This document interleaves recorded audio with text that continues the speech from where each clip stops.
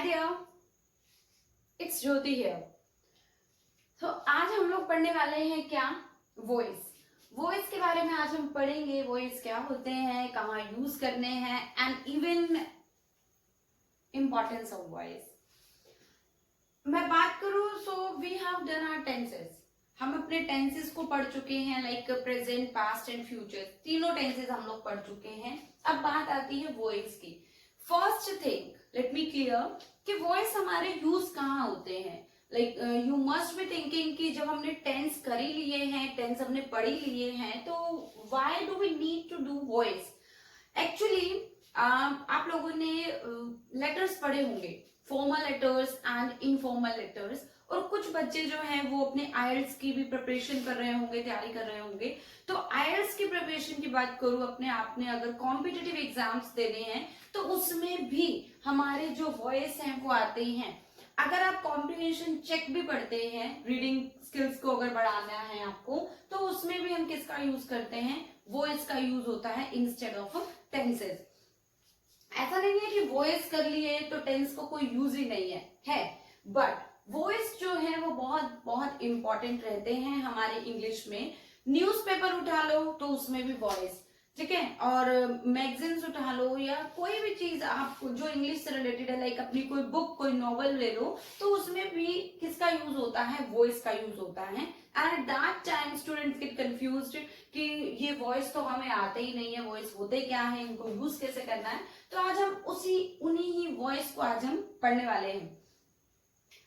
Tense हम पढ़ चुके हैं, ओके। अब वॉइस को अगर हम पढ़ने, वॉइस की बात करें तो जैसे कि मैंने यहां लिखा है, the voice of a verb tells whether the subject of the sentence performs और रिसीव्स द एक्शन।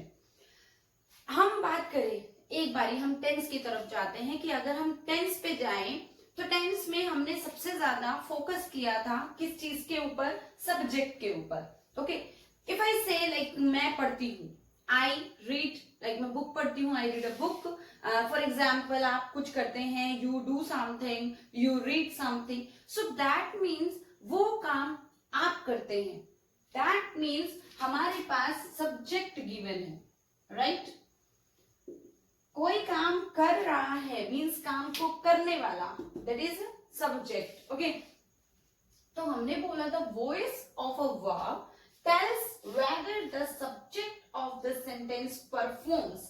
बोल रहे हैं कि जब हमें ऐसा पता लगे कि एक सेंटेंस में जो सब्जेक्ट है वो काम कर रहा है, काम करने वाला मीन्स परफॉर्म कर रहा है एक्टिविटी, और रिसीव्स द एक्शन, और या तो वो क्या करे? रिसीव करे एक्शन को, मतलब कि या तो उसके द्वारा कोई काम हुआ हो। एक तो वो करे काम को, और एक उसके द्वारा हुआ हो उस काम को, मतलब कि एक काम तो उसने किया और जो दूसरी साइड की मैं बात करूं तो उसमें उसने वो उस चीज को रिसीव किया। टेंस की टेंस जो होते हैं वो 12 होते हैं, those are 12। Present, indefinite, continuous, perfect, perfect continuous, same with past and same with future। 4 and 4 that means 12। but जो हमारे पैसिव वॉइस बनते हैं, जो हमारे पैसिव वॉइस बनते हैं वो बनते हैं 8 के।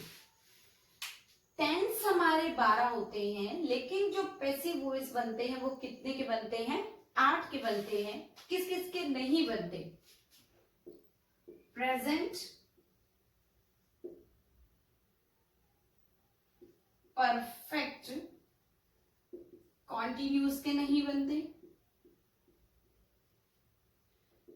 पास्ट परफेक्ट कॉन्टिन्यूस के नहीं बनते, फ्यूचर परफेक्ट कॉन्टिन्यूस के नहीं बनते, एंड फ्यूचर कॉन्टिन्यूस के नहीं बनते। जो हमारे पैसिव वॉइस होते हैं वो सिर्फ 8 के बनेंगे। प्रेजेंट परफेक्ट कॉन्टिन्यूस के नहीं बनेंगे, पास्ट परफेक्ट कॉन्टिन्यूस के भी नहीं बनेंगे, future perfect continuous and future continuous के पैसिव वॉइस नहीं बनेंगे। और जो टेंस होते हैं, जो 12 जो टेंस हैं, those are active voice. As you know कि वॉइस दो तरह के होते हैं, 2 टाइप्स होते हैं वॉइस के, active voice and passive voice.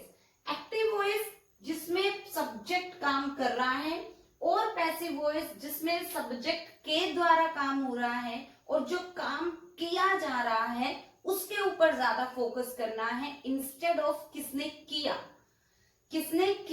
उसके ऊपर ज्यादा फोकस ना करके काम क्या हुआ उसके ऊपर फोकस करना है, तो वो किस में आएंगे, पैसिव वॉइस में आएंगे।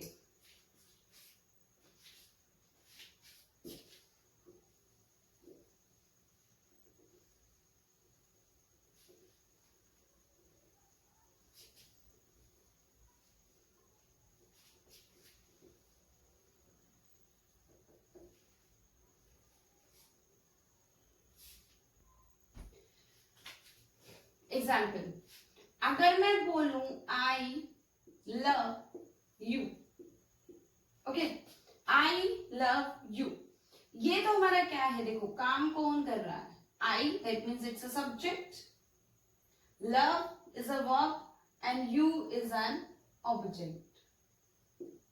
सो दैट मीन्स अगर सब्जेक्ट आगे है ना तो ये पूरा sentence, this one is active voice, that means tense, क्योंकि अभी बोला टेंसी वॉइस होते हैं, ठीक है। अगर मैं इसको इस तरह से बोलूं, you are loved, you are loved by me, जैसे ही आपने इस तरह का सेंटेंस बनाया, you are loved by me, it will become passive voice. You को आगे ले आए, देखो जो एक्टिव वॉइस है, सब्जेक्ट होगा, वर्ब होगी, ऑब्जेक्ट होगा, जो ऑब्जेक्ट होगा, और जब हमें पैसिव वॉइस बनाने हैं तो जो एक्टिव वॉइस का ऑब्जेक्ट होगा वो पैसिव वॉइस का सब्जेक्ट बन जाएगा, और जो एक्टिव वॉइस का सब्जेक्ट होगा वो पैसिव वॉइस का ऑब्जेक्ट बन जाएगा। सी, आप लोगों ने सब्जेक्ट एंड ऑब्जेक्ट पढ़े होंगे,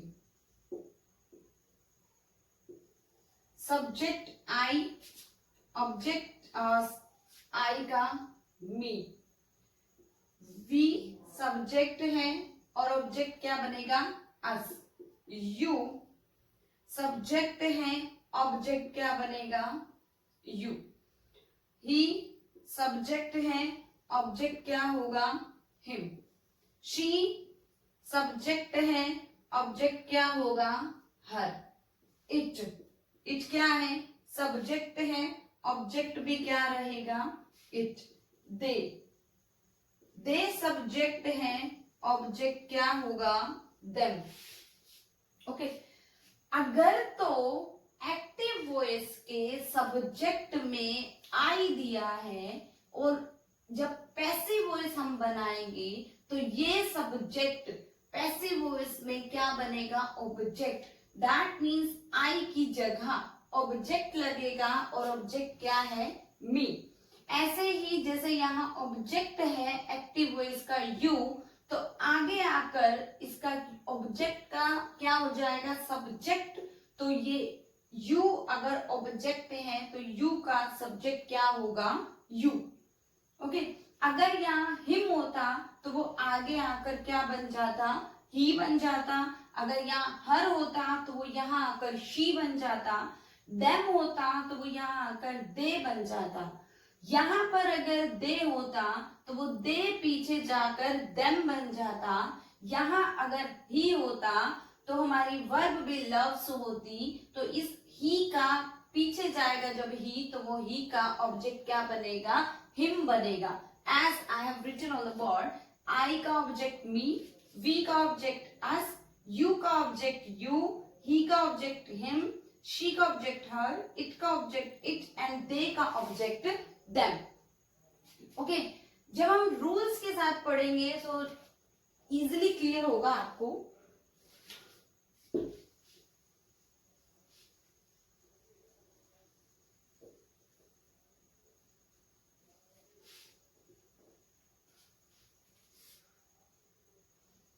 बिफोर मूविंग अहेड, एक चीज that is too much important in voice, that is object.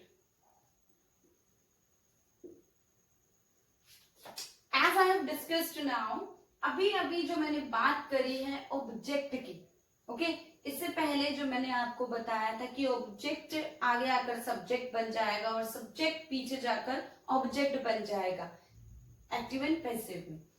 अब सबसे पहली बात आती है कि ऑब्जेक्ट क्या होते हैं. अब ये ऑब्जेक्ट क्या होते हैं, ठीक है. ऑब्जेक्ट जो होते हैं वो सिर्फ और सिर्फ दो तरह के होते हैं. जो ऑब्जेक्ट होते हैं वो सिर्फ दो तरह के होते हैं. एक तो होता है डायरेक्ट ऑब्जेक्ट और एक होता है इनडायरेक्ट ऑब्जेक्ट. इसके अलावा कोई भी ऑब्जेक्ट नहीं होते. डायरेक्ट ऑब्जेक्ट जो होंगे वो होते हैं जब हम किसी चीज की बात करते हैं, मीन्स व्हाट की बात करते हैं, और जब हम किसी पर्सन की बात करते हैं, whom की बात करें, तो उस केस में वो क्या है, object. You may be confusing कि मैंने क्या बोल दिया आपको, और बहुत जल्दी जल्दी बोल दिया, ऐसा तो नहीं था. इजीली और बहुत अच्छे से समझाया कि देखो जो डायरेक्ट ऑब्जेक्ट होंगे वो किसका आंसर देंगे, व्हाट का. फॉर एग्जाम्पल मैं आपसे बोलूं कि आपने क्या परचेज किया, तो मेरा क्वेश्चन आपसे क्या होगा, व्हाट डिड यू परचेज या what did you buy. Okay, तो आप मुझे आंसर देंगे कि I bought a pen, I bought a novel, I bought a book. So उस केस में जो आंसर आया a pen, a book, a novel, तो वो जो अ नोवेल है, जो अ बुक है और अ पेन है, वही क्या है, ऑब्जेक्ट. क्योंकि हमें चीज का आंसर मिला, किसी चीज का आंसर मिला, थिंग्स का आंसर मिला, तो उसी केस में वो क्या है, ऑब्जेक्ट है. फिर आता है इनडायरेक्ट ऑब्जेक्ट, जिसमें हमें आंसर मिलेगा whom का. किसका आंसर मिलेगा, whom का. दैट मीन्स किसी पर्सन का आंसर मिलेगा. जैसे मैं आपसे पूछूं कि whom did you go with, आप किसके साथ गए थे. whom did you go with, आप किसके साथ गए थे. और I can say like with whom did you go, आप किसके साथ गए थे. सेम है, विद आपको आगे लगाना है, यू कैन यूज इट, और बाद में लगाना है तो बाद में लगा सकते हैं. और मेरा आंसर हुआ I went with him, I went with him, मैं उसके साथ गया था. तो यहाँ जो आंसर, जो ऑब्जेक्ट आया वो क्या है, him. I went with him, तो ये हिम क्या है, whom का आंसर मिला. तो दैट मीन्स अगर हमारे ऑब्जेक्ट में कोई पर्सन दिया है या कोई चीज का नेम दिया है तो वही सिर्फ क्या है, ऑब्जेक्ट है. इसके अलावा हमारे कोई भी ऑब्जेक्ट नहीं होते. फॉर एग्जाम्पल अगर मैं आपसे वाई से क्वेश्चन पूछूं कि why did you do that, आपने ऐसा क्यों किया, और आपने मुझे आंसर दिया I did that just like that, मतलब मैंने ऐसा किया बस ऐसे ही, या कोई भी रीजन आप बताएंगे उस केस में, तो इसका आंसर जो आएगा वो ऑब्जेक्ट नहीं होगा. अगर आप व्हेन से सॉरी, अगर मैं आपसे क्वेश्चन पूछूं कि when did you come here, आप यहाँ कब आए, और आपने मुझे आंसर दिया I came here yesterday, I came here yesterday, that means answer मिला व्हेन से, मीन्स टाइम का पता चला, कल आए. तो वो जो येस्टरडे है that is not an object, वो ऑब्जेक्ट नहीं है. अंडरस्टूड कि अब यहाँ हमें पता चला किसका, ऑब्जेक्ट का पता नहीं चला, हमें पता चला टाइम का. फिर आता है हाउ. जैसे मैं बोलूं कि how did you say that, आपने ऐसा कैसे कहा, तो I did, I said that, कुछ भी आपको जो बताना है, you can say like I said that because I wanted to say, मैं कहना चाहता था इसलिए मैंने कह दिया. तो उसी ही केस में ये जो हाउ का जो आंसर आएगा वो भी ऑब्जेक्ट नहीं होगा। दैट मीन्स व्हाट और whom के अलावा जिसका भी आंसर आएगा वो हमारा ऑब्जेक्ट नहीं होगा। हमें आंसर जब व्हाट और whom से मिलेगा तभी वो क्या कहलाएगा, ऑब्जेक्ट कहलाएगा। आई होप समझ आ गया आपको मैंने जो भी बताया है अभी यहाँ। लेट्स मूव अहेड, आगे बढ़ते हैं, उससे पता चलेगा, बिकॉज एग्जाम्पल से अच्छे से क्लियर होगा। अभी हमने सिर्फ ऑब्जेक्ट्स पढ़े, राइट? अब हमने ऑब्जेक्ट्स क्यों पढ़े? क्वेश्चन इज दैट कि हमने ऑब्जेक्ट्स क्यों पढ़े? हमने ऑब्जेक्ट्स इसलिए पढ़े क्योंकि जब हमने वॉइस को स्टार्ट किया था मैंने आपको बताया था कि जो एक्टिव वॉइस का जो ऑब्जेक्ट होगा वो पैसिव वॉइस का क्या बनेगा, सब्जेक्ट बनेगा। मींस ये ऑब्जेक्ट कहाँ आएगा, आगे आएगा। सो दैट मीन्स अगर एक्टिव वॉइस में कोई ऑब्जेक्ट है ही नहीं तो वो पैसिव वॉइस बनेगा ही नहीं। अंडरस्टूड? मैंने बोला कि जब हमने अभी बात करी थी कि एक्टिव वॉइस का जो रूल होता है that is subject plus V1 या कोई भी वर्ब प्लस में ऑब्जेक्ट, राइट? पैसिव वॉइस की बात करें तो ये जो ऑब्जेक्ट होता है वो आगे आ जाता है, राइट? और ऑब्जेक्ट हमारा तब आगे आएगा जब यहाँ ऑब्जेक्ट दिया होगा। अगर एक्टिव वॉइस में कोई ऑब्जेक्ट दिया ही नहीं है तो वो पैसिव वॉइस बनेगा ही नहीं। दैट मीन्स अगर यहाँ सिर्फ टाइम दिया है या yesterday, tomorrow, today, 7 PM, 6 PM या कोई रीजन दिया है या कैसे किया है का आंसर दिया है तो उस केस में वो हमारा ऑब्जेक्ट नहीं है, तो इसलिए वो यहाँ नहीं आएगा। ओके, अब बात करते हैं हम, इसी को लेकर चलते हैं हम किसमें, प्रेजेंट में, right? Present indefinite, present indefinite tense, right? Present indefinite का जो रूल होता है that is subject plus V1 plus object, subject plus V1 plus object. और जैसे ही हमने पैसिव वॉइस बनाना है क्या करना है, इस ऑब्जेक्ट को आगे लाना है, इस सब्जेक्ट को पीछे लेकर जाना है, राइट? प्लस अब क्या है ये V1, राइट? ये क्या है V1। इसके लिए एक कॉन्सेप्ट पढ़ते हैं। सी, हमारी इंग्लिश ग्रामर में एक वर्ब होती है दैट इज बी, एक वर्ब है B. Whenever we need any verb, like जिस कभी कभी हमें किसी वर्ब की जरूरत होती है अपने सेंटेंसेस बनाने के लिए, and at that time we are not getting a single verb, और उस टाइम हमें कोई वर्ब नहीं मिल रही है तो उस केस में हमें एक वर्ब लेनी है, वो क्या है, be, that is always ready to help us. Be एक ऐसी वर्ब है जो ऑलवेज ऑलवेज रेडी होती है हमारी हेल्प करने के लिए, ठीक है? तो सबसे पहले हमें क्या लेनी है, बी। बी की जो फर्स्ट फॉर्म होगी दैट इज एम आर। आपको बस ये याद रखना है, कंफ्यूज नहीं होना है कि बी की भी कोई वर्ब हो सकती है। बी की हेल्पिंग वर्ब्स अगर हम बात करें, ये तो नॉर्मल हमारी मेन वर्ब है, ओके? तो बी की हेल्पिंग वर्ब्स हमने ली इज एम आर। बी की सेकेंड फॉर्म जो होगी that is was verb, and be की जो थर्ड फॉर्म होगी that is been. Be was been पढ़ते हैं हम लोग, तो बी की first form is am are, be की second form was verb and be की थर्ड फॉर्म बीन, राइट?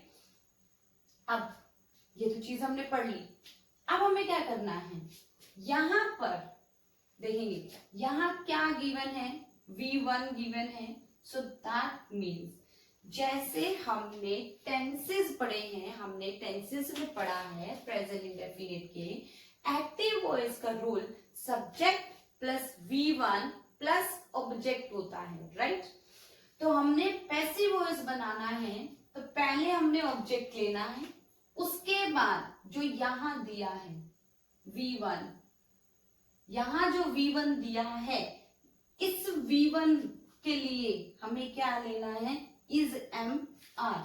हमने इस V1 की जगह लगाना है इज एम आर प्लस हमें पैसिव वॉइस में ऑलवेज, पैसिव वॉइस कहता है कि मुझे ऑलवेज एंड ऑलवेज एक फॉर्म चाहिए, वो चाहिए V3।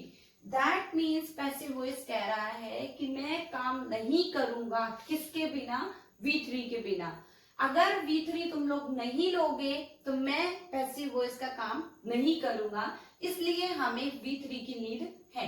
तो हमने ऑब्जेक्ट लिया, फिर इजेमा जो ये V1 था हमने B की V1 ली, फिर हमने V3 लिया प्लस में, उसके बाद हमें लेना है बाय, और फिर उसके बाद हमें लेना है ये सब्जेक्ट, ये वाला सब्जेक्ट, राइट। पहले हमने ऑब्जेक्ट लिया V1, ये B जो ये V1 है ना, इसकी हेल्पिंग वर्ब्स लेनी है इज, एम, आर, प्लस में पैसिव वॉइस की सुनी हमने बोला V3, प्लस में बाय लेना है और प्लस में सब्जेक्ट लेना है। Let's make some examples.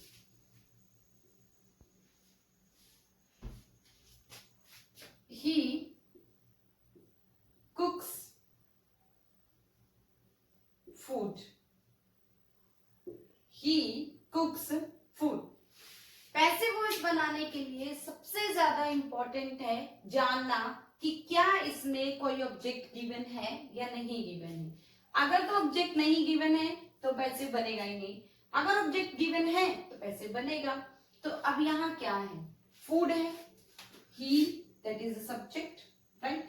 Cooks is a first form plus s और es because he जो है वो सिंगुलर है, and then है food। फूड अगर मैं आपसे पूछूं या उस थर्ड पर्सन से पूछूं जो खाना बना रहा है, मैंने उससे पूछा कि what are you cooking, what are you cooking, और I can ask what do you cook, आप क्या बनाते हैं, या मैंने उससे पूछा आप क्या बना रहे हैं। बट जो मेरा क्वेश्चन यहाँ पर फिट बैठेगा वो ये बैठेगा कि आप क्या बनाते हैं, what do you cook, right. So that means मैंने क्वेश्चन किससे पूछा, व्हाट से पूछा, और मैंने आपको अभी बताया था जब हमें आंसर व्हाट का और होम का मिलेगा तो वो हमारे ऑब्जेक्ट होंगे। सो दैट मीन्स उसने मुझे आंसर दिया आई कुक फूड, मैं खाना बनाता हूं, या किसी और ने मुझे आंसर दिया ही कुक्स फूड, वह खाना बनाता है। क्वेश्चन व्हाट से किया, आंसर क्या का मिला, सो दैट मीन्स ये हमारा ऑब्जेक्ट है, राइट। तो अब हमें क्या करना है, इस फूड को आगे लेकर आना है। सेम हमें बनाना है रूल, फूड को, फूड तो फूड ही रहेगा, इट वॉन्ट चेंज, ये तो नहीं बदलेगा। अगर यहाँ I we you they, like me, us, you, them, him, her, it कुछ होता तो वो चेंज होकर यहाँ आगे आकर वो चेंज हो जाता, बट फूड को कोई चेंज नहीं करना, फूड का फूड ही रहेगा। Plus is, am, are, food singular है, that's why we are taking is, food is, we need third form, cook की third form, cooked, food is cooked, now we need by, he का object him, so food is cooked by him, खाना उसके द्वारा बनाया जाता है, he cooks food और food is cooked by him, दोनों का मीनिंग सेम है बिल्कुल, वह खाना बनाता है और खाना उसके द्वारा बनाया जाता है। बट एक डिफरेंस है कि एक्टिव वॉइस में हम ज्यादा एम्फेसाइज करते हैं सब्जेक्ट के ऊपर, और पैसिव वॉइस में हम ज्यादा एम्फेसाइज करते हैं ऑब्जेक्ट के ऊपर। मींस अगर आप यहाँ ना भी लिखें तो you can say he is like food is cooked, खाना बनाया जाता है, कौन बनाता है वी डोंट नो।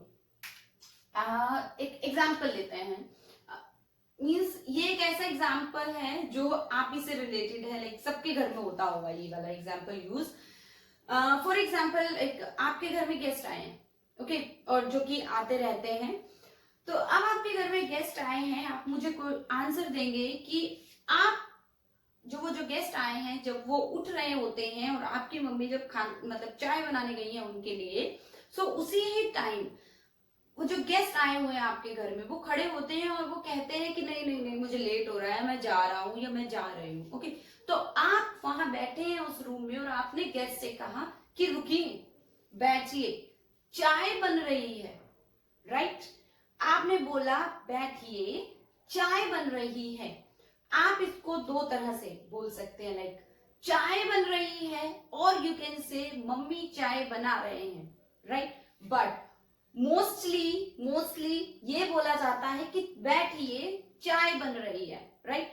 अब इसमें हमने ये नहीं बताया कि चाय कौन बना रहा है, हमने सिर्फ इसमें ये बताया कि चाय बन रही है, राइट। तो अब यहाँ जो चाय बन रही है ना, that is called passive voice. Okay, यही हमारा सेंटेंस है पैसिव वॉइस का। अगर हम ऐसे बोलते कि मम्मी चाय बना रहे हैं, तो वो किस में जाता, एक्टिव वॉइस में। बट हमने बोला चाय बन रही है। Okay, so tea is being made, tea is being made कैसे बना, जब हम प्रेजेंट कॉन्टिन्यूस में जाएंगे, we will discuss then. Okay, और जैसे कि आप उन्हें बोलते हैं कि रुकिए रुकिए, खाना बन रहा है, राइट। कौन बना रहा है, you are not mentioning that, आप उस पर्सन का नेम नहीं बता रहे हैं, आप सिर्फ ये बोल रहे हैं कि बैठिए, खाना बन रहा है, खाना रेडी है, राइट। किसने बनाया, आपने नहीं बताया, आपने सिर्फ इतना बताया कि खाना बन रहा है, खाना जो है वो बन गया है, बन चुका है, जो भी आपको बताना है। बट किसने बनाया है या कौन बना रहा है, वो मेंशन नहीं किया। सो वही क्या कहलाते हैं, पैसिव वॉइस कहलाते हैं। और हमने अभी उन्हीं पैसिव वॉइस को डिस्कस किया है, वॉइस हमने डिस्कस किए हैं। ओके, एक्टिव वॉइस में हमने ये रूल अप्लाई किया प्रेजेंट इंडेफिनिट का। 3-4 एग्जांपल्स और करते हैं, क्लियर होगा मे बी आपको कुछ तो।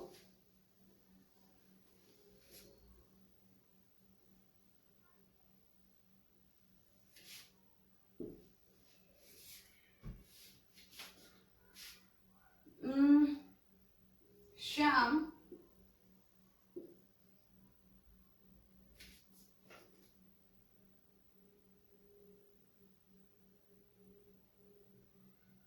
sings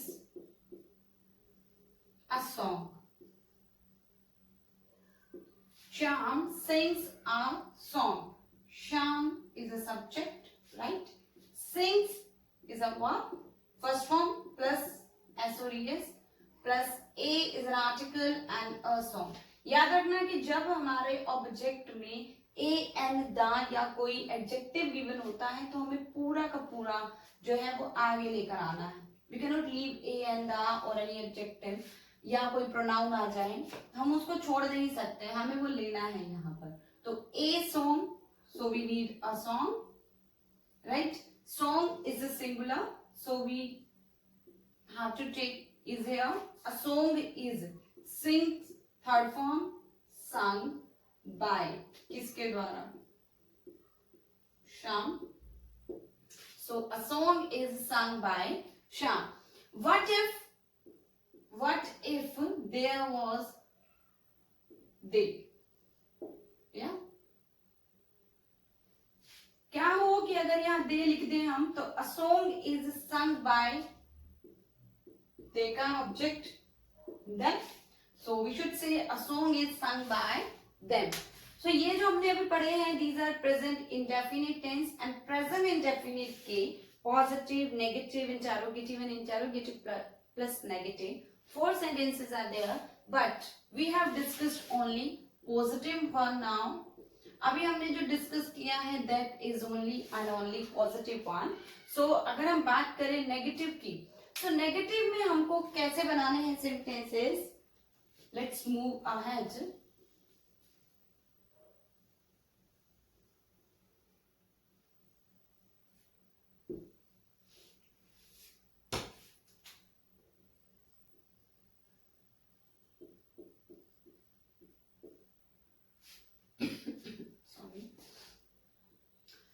एक्टिव वॉइस की हम बात करें, so we need subject, right.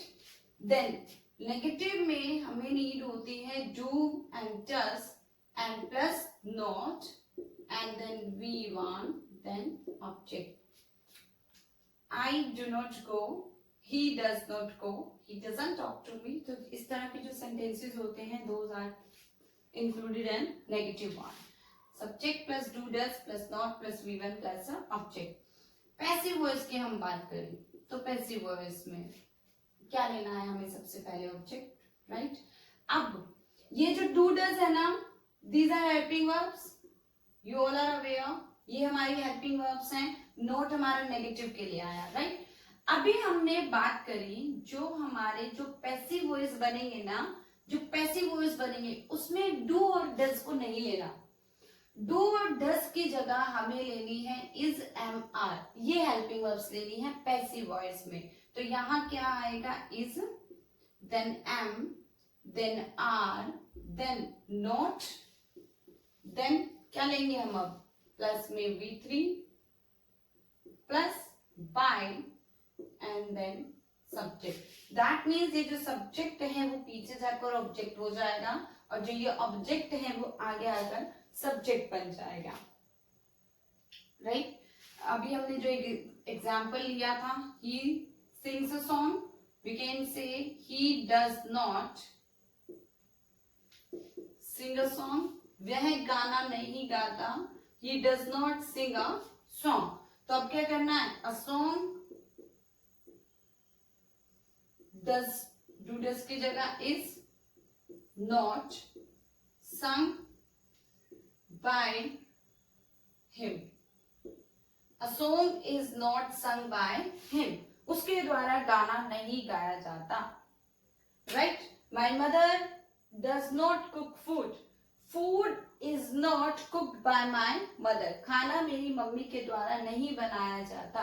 तो कोई काम उसके द्वारा किया जाता है या उसके द्वारा नहीं किया जाता, तो उसी केस में हमें क्या बनाने हैं? पैसिव वॉइस बनाने हैं। अब हम बात करें इंटेरोगेटिव की।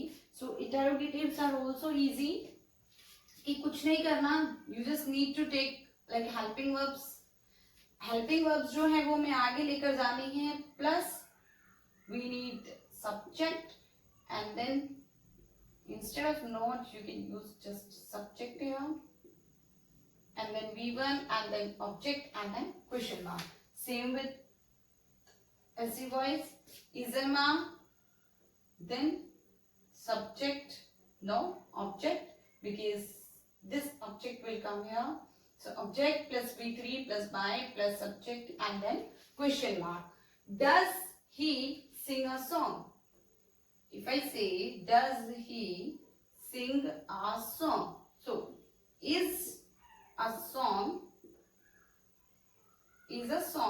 sung by him, is a song sung by him, right? Right? So I think so कि आपको ये प्रेजेंट इंडेफिनिट जो है वो क्लियर हो गए हैं, वॉइस कहाँ यूज करने हैं, और हमने अभी पढ़ा है ऑब्जेक्ट्स कौन कौन से होते हैं। प्लीज एंड प्लीज इसको दिमाग में रखना है, डोंट फॉरगेट इट, कि हमें जो ऑब्जेक्ट्स होते हैं वो कहाँ यूज करने होते हैं और पैसिव वॉइस को कैसे बनाना है। Let me clear one more thing कि पैसिव वॉइस में ऑलवेज एंड ऑलवेज V3 लगेगी एट एनी कॉस्ट। कुछ भी हो जाए आपको V3 को नहीं छोड़ना है। as if you are talking about like present indefinite, continuous perfect और past and future, किसी की भी बात कर रहे हैं, you need V3, क्योंकि passive voice always and always मांगता है क्या? V3। so we cannot deny it। हमें इस तरह से अपने रूल्स को क्रिएट करना है, इस तरह से हमें अपने सेंटेंसेस को बिल्ड करना है। So I hope this present indefinite is clear to you. Thank you so much for watching my video. In my second part, I will cover like present continuous and present perfect. Subscribe now and press the bell icon. Never miss an update.